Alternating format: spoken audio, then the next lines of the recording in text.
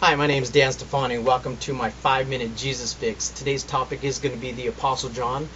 This really isn't intended to be a Bible study of such, but rather just a brief rundown on the notes that I've taken this past week on the Apostle John. But if you'd like the full version and a summary of John, just go ahead and shoot me over an email at 5minutejesusfix@yahoo.com, and I'll be glad to get you a PDF file so you can do your own study notes on that. So this is going to be fast and furious, so get your ears ready. Okay, the Apostle John, son of Zebedee.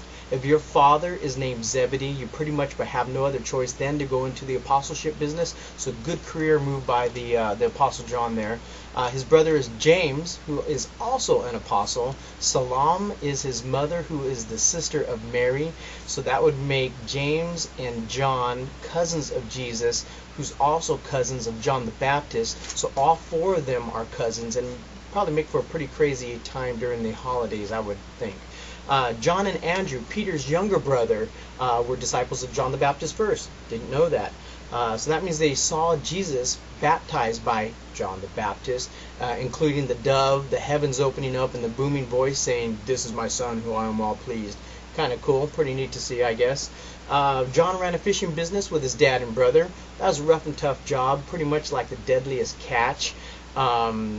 So he was probably a man's man. If you're growing up in my day and age, a man's man was like Clint Eastwood or Charles Bronson. So pretty rough and tough kind of guy. He had quite a temper, but it was brought under control as his relationship with Christ grew. I like to say he went from temper to tenderness.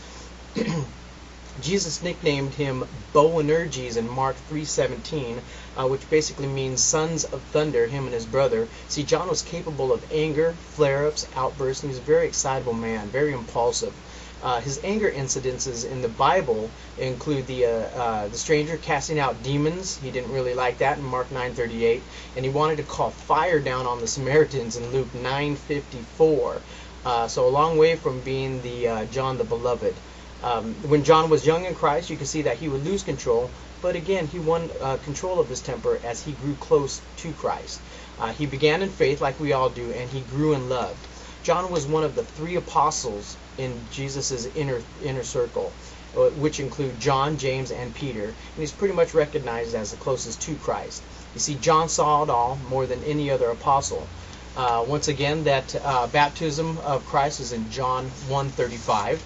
Okay, he saw the raising of Jairus' daughter in Mark 5:37. He was there at the Transfiguration experience where he got to see Moses and Elijah in Matthew 17:1. He was with Christ in the Garden of Gethsemane. Easy for me to say. Matthew 26:37, you can check that out there. He was there for the healing of Peter's wife's mom, who I originally put down mother-in-law, but I just really don't like even saying that word, much less writing it down. So it's Peter's wife's mom in Mark 1:31. When Christ prophesied about the temple's doom, not the temple of doom, but the temple's doom in Mark 13:3, he was there for that. In Luke 22:8, John went with Peter to make the Passover arrangements. Christ went ahead and asked them to do that for him. And it was John who was seated next to the breast of Jesus as endearment in John 13:23. You see, John was the only one noted in the Bible that was at the cross. Jesus gave John the honor of taking care of his mother Mary, John 19:26. And in John 20, verse 3, it was John who got to the tomb first on Resurrection Day. Apparently him and Pete had a race, and Pete was no match for John. But Peter did go in first, it looks like. So not all the disciples got to see everything Jesus did. John pretty much was there. John and Peter were the leaders of the 12. John went from Boanerges, the son of thunder, to the apostle of love, a.k.a. John the Beloved to our Catholic friends.